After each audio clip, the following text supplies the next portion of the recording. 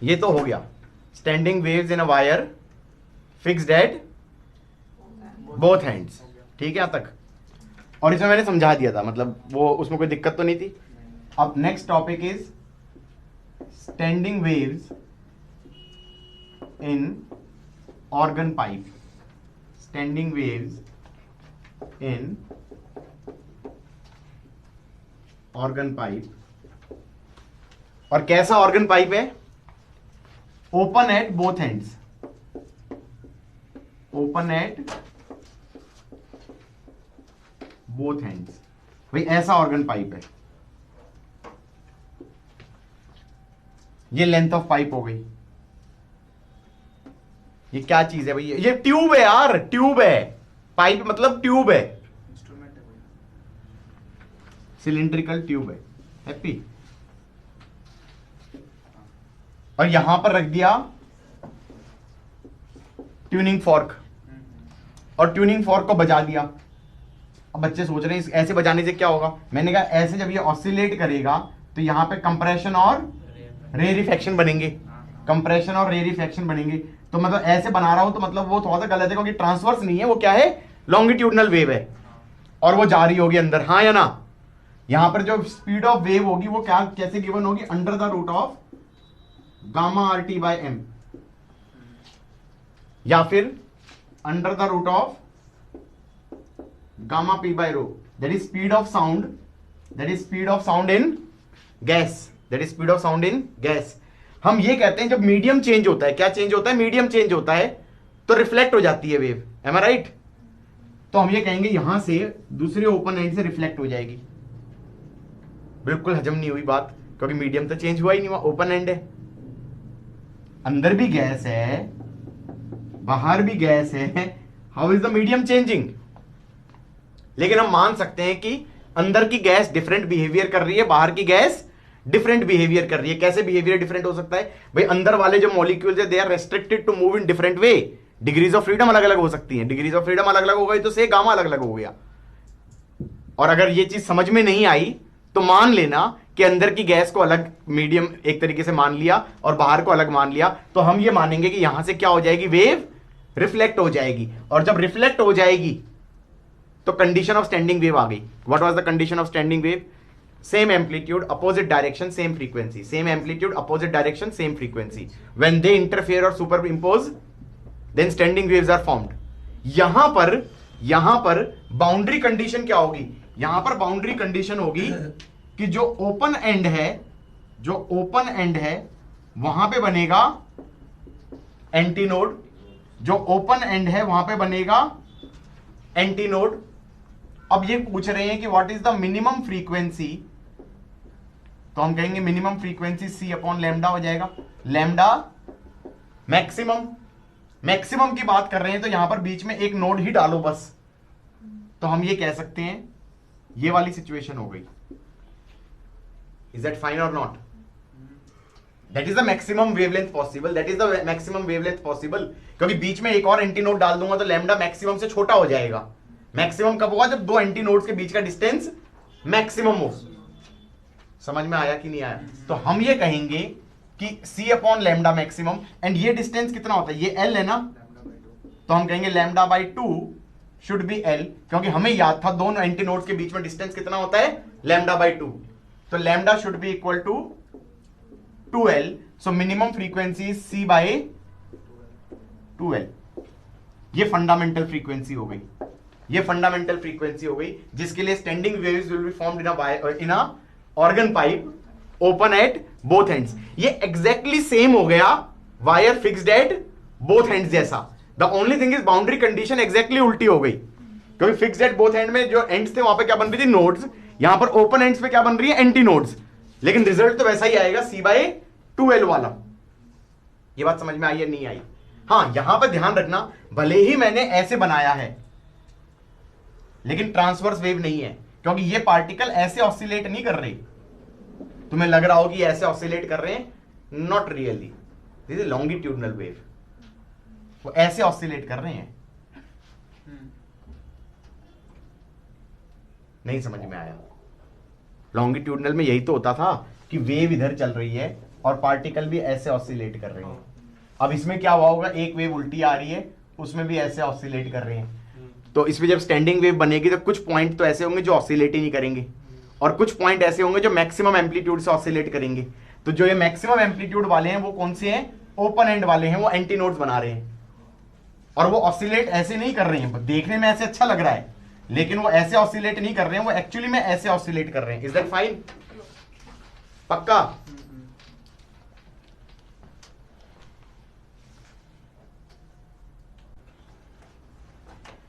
मैं ये कह रहा हूं कि सपोज फ्रीक्वेंसी पूछी जाए नेक्स्ट टू मिनिमम। अब नेक्स्ट टू मिनिमम वाले केस में क्या हो जाएगा, नेक्स्ट टू मिनिमम वाले में हम ये कह सकते हैं कि यहां पर एंटी नोड होगा, बीच में एक और एंटी नोड डाल दो, यहां पर भी एंटी नोड होगा, तो यहां पे नोड होगा, यहां पे नोड होगा। ऑसिलेशंस देखी जाए तो कैसे होंगी, anti node, node antinode, node anti node. Is that fine? और फिर हम कहेंगे ये डिस्टेंस कितना हो जाएगा, λ/2, और ये डिस्टेंस कितना हो जाएगा, λ/2। दो एंटी नोड के बीच का डिस्टेंस इज λ/2। सो हम कह सकते हैं lambda should be same as L। तो हम कहेंगे lambda should be λ/2 plus λ/2 should be L। तो हम कहेंगे वेवलेंथ शुड बी L। तो हम कहेंगे फ्रीक्वेंसी कितनी हो जाएगी, F1 is c/λ, that is c/L, that is 2 times F0, that is 2 times fundamental. Am I right?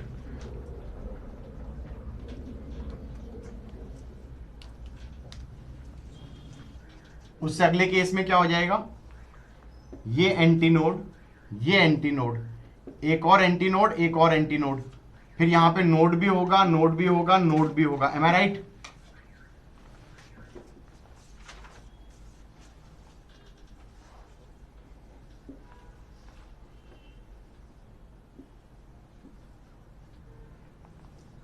ऐसे हो जाएगा।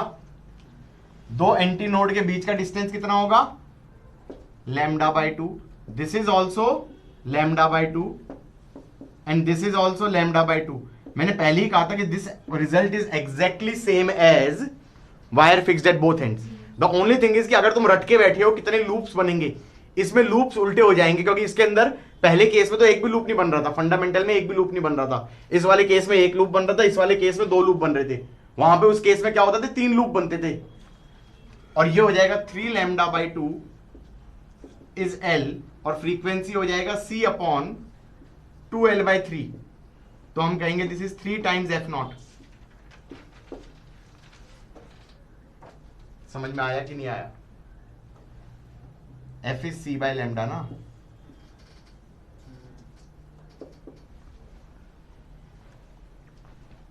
पक्का?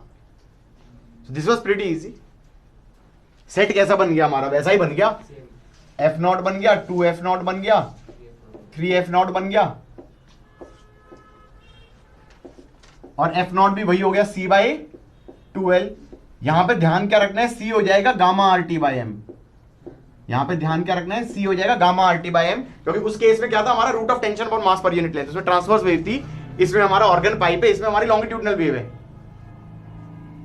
स्पीड ऑफ साउंड वाला केस लोगे ना, हाँ या ना? बस इस चीज का ध्यान रखना। और नेमिंग याद है किसी को, भूल गए? This is fundamental, this is first harmonic, this is second harmonic, this is third harmonic, this is fundamental, this is first overtone, this is second overtone, nth overtone is n+1 harmonic, nth overtone is n+1 harmonic. अगर हमारे पास organ pipe closed at one end है, open at other end है, यहां से closed है, यहां से ओपन है, और यहां से हमने वेव भेज दी, तो इस केस में लेंथ तो L हो गया। इस केस में जो क्लोज्ड एंड है वहां पे बनेगा नोड, और ओपन एंड पे बनेगा एंटी नोड। हालांकि सोच नहीं पा रहे क्यों बनेगा। अगर तुम ये सोचो ना कि लॉन्गिट्यूडनल वेव है, तब सोच सकते हो, क्योंकि लॉन्गिट्यूडनल वेव में ये वाला एंड ऐसे आराम से मूव कर सकता है, और ये ऐसे मूव कर सकता है। ये वाला पॉइंट कैसे मूव करेगा? ट्रांसवर्स होती तो मूव कर ही सकता था, लेकिन क्योंकि लॉन्गिट्यूडनल है तो ये मूव नहीं कर सकता। तो जहां पे क्लोज्ड एंड है वहां पे क्या बनेगा, डिस्प्लेसमेंट का नोड बनेगा। क्या बनेगा, डिस्प्लेसमेंट का नोड बनेगा, क्योंकि that point can not really move. ये समझ में आया कि नहीं आया? अब क्या मैं कह सकता हूं this is exactly same as wire fixed at one end and free at other end. भाई इसके अंदर भी वही स्टोरी दोबारा आ जाएगी कि हमने कहा यहां पे बन रहा है नोड, यहां पे बन रहा है एंटी नोड, और हमने कहा ऐसे ऑसिलेट करेगा। हालांकि ये गलत है डायग्राम बनाना, क्योंकि ट्रांसवर्स के हिसाब से बना दिया, लेकिन ट्रांसवर्स है नहीं, कौन सी है, लॉन्गिट्यूडनल है। लेकिन यहां पे नोड है, यहां पे एंटी नोड है, ये वाले पॉइंट्स ऑसिलेट करेंगे, ये वाला पॉइंट्स ऑसिलेट नहीं करेगा। हमने कहा फंडामेंटल फ्रीक्वेंसी क्या हो जाएगी, सी अपॉन लैम्डा, और ये डिस्टेंस कितना हो जाएगा, lambda by 4 is same as L. तो हम कहेंगे लैम्डा इज 4L। सो हम कहेंगे frequency minimum is C by 4L। अगले वाले केस में क्या हो जाएगा, ये हमारा नोड है, ये एंटी नोड है, फिर यहां पर एक और एंटी नोड होगा, फिर यहां पर एक और नोड होगा। ये डिस्टेंस हो जाएगा लैम्डा बाय 2 और ये डिस्टेंस हो जाएगा लैम्डा बाय 4।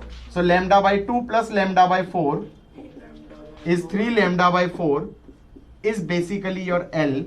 सो हम कहेंगे फ्रीक्वेंसी हो जाएगा C upon 4L by 3, C upon lambda, that is 3f0। Exactly diagram भी वही बनेगा।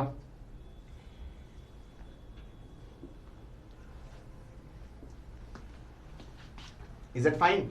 अगले वाला केस क्या होगा,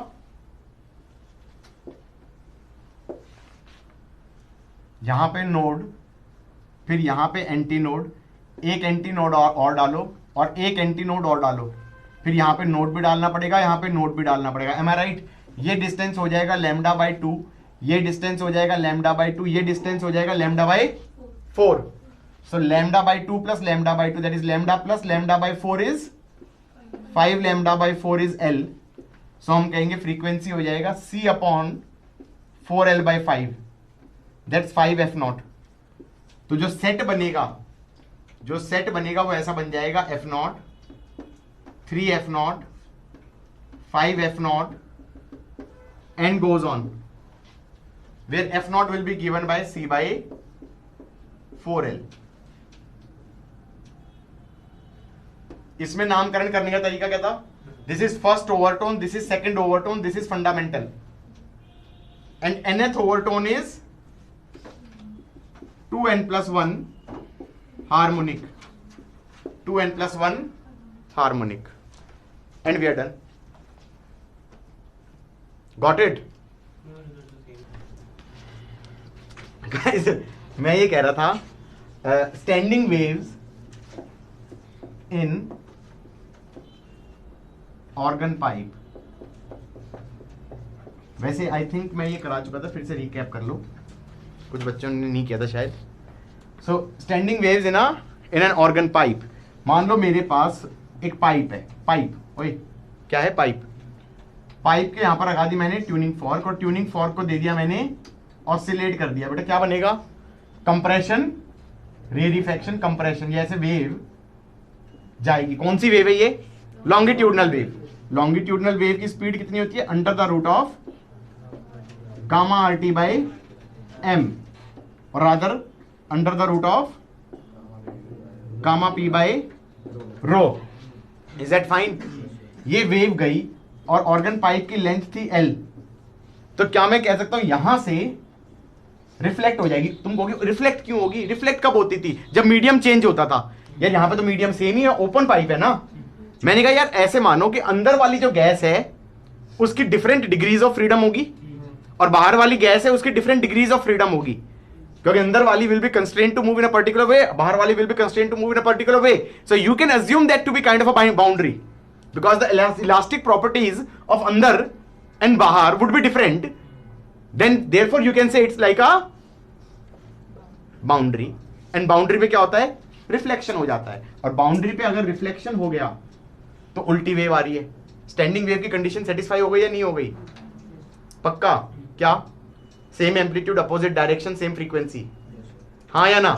अब इसके अंदर बाउंड्री कंडीशन क्या होती है?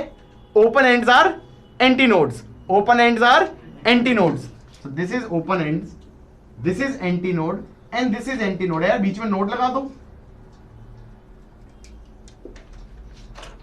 सो हमने कहा ये फ्रीक्वेंसी मिनिमम लैम्डा कितना हो गया? Lambda by 2 is L. हाँ, दोनों एंटी नोड के बीच का डिस्टेंस क्या होता था? Lambda by 2। तो lambda by 2 is L, lambda is 2l। Frequency minimum कितना हो गया? c by 2l। कितना हो गया? c by 2l। अगले वाला केस कौन सा होगा? हमने कहा यहां पर बनेगा एंटी नोड, यहां पर बनेगा एंटी नोड, बीच में लगा दो एंटी नोड, फिर बनेगा नोड, फिर बनेगा node. Happy? Antinode, node, antinode, node, antinode, antinode, node, antinode, node, antinode. सही है? ये डिस्टेंस कितना हो गया? Lambda by 2। ये डिस्टेंस कितना हो गया? Lambda by 2। So lambda equal to L. So frequency ये वाली कितनी हो गई? c upon L. That's 2 times minimum frequency, that's 2 times minimum frequency. Am I right? Next,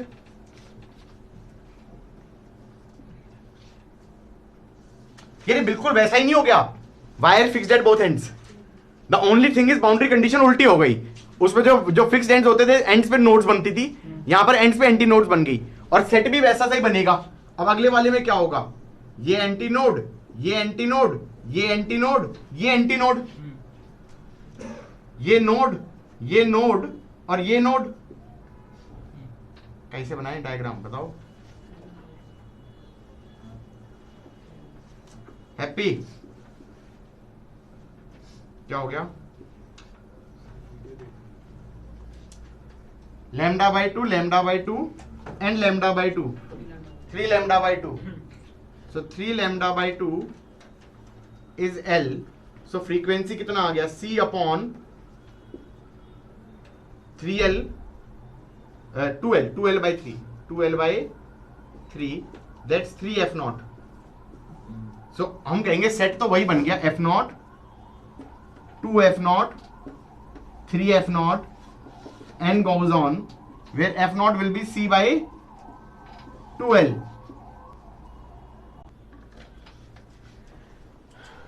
guys मैं ये कह रहा था, organ pipe closed at one and, open at other and. ठीक है? और ये लेंथ हो गई L। यहां पे ट्यूनिंग फॉर्क लगाई और ऑसिलेट किया है तो प्रेशर वेव चली जाएगी। हाँ या ना? और फिर हम कहेंगे इसमें तो फील भी आ रही है, रिफ्लेक्ट होके आएगी। क्लोज एंड पे बाउंड्री कंडीशन क्या होती है? नोड। ओपन एंड पे क्या बनता है? Anti node. अच्छा वैसे सोचो कि क्यों होता है ऐसा? क्योंकि जो ओपन एंड है वहां पर ऑसिलेशन ऐसे हो रहा है या ऐसे हो रहा है? ऐसे नहीं हो रहा बेटा, ऐसे हो रहा है।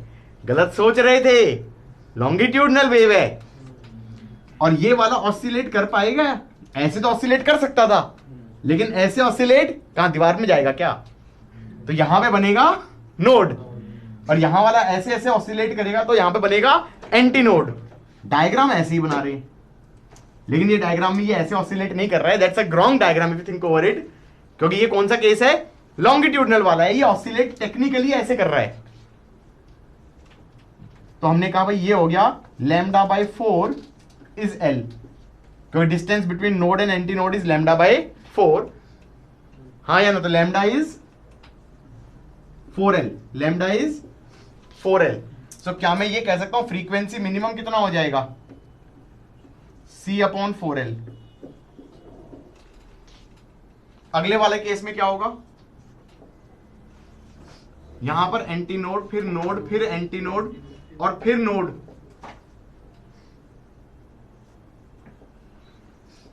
Lambda by 2 plus lambda by 4, lambda by 2 plus lambda by 4 should be length of pipe. So क्या मैं ये कह सकता हूं 3 lambda by 4 is L, that is length of pipe. तो लैम्डा हो गया 4L बाई 3। अब कुछ बच्चे जानते हो क्या करते हैं? वो सेट ही रट लेते हैं सीधा। कैसे रख लेते हैं, F0 हो जाता है, 3F0 हो जाता है, 5F0 हो जाता है, ऑड हार्मोनिक्स बनते हैं और F0 हो जाता है C/4L। लेकिन बहुत बार क्वेश्चन वाले ने जानते हो क्या शैतानी करी है, उन्होंने फ्रीक्वेंसी पूछी ही नहीं, उन्होंने वेवलेंथ पूछ ली। तो जो तुम्हें ये कर रहे हैं ना वो समझ में आना चाहिए हम कर क्या रहे थे कि भाई λ/2 प्लस λ/4 इज L, सो हम कह देंगे 3 λ/4 शुड बी L, तो वेवलेंथ हो गया 4L/3 और फ्रीक्वेंसी कितना हो गया C/λ, so that is C/4L into 3, so this is 3 times minimum frequency। Naming क्या था, नेमिंग क्या था, this was first harmonic, third harmonic, fifth harmonic, seventh harmonic, am I right? This is fundamental, this is first overtone, second overtone, third overtone, goes on. We are done with this thing.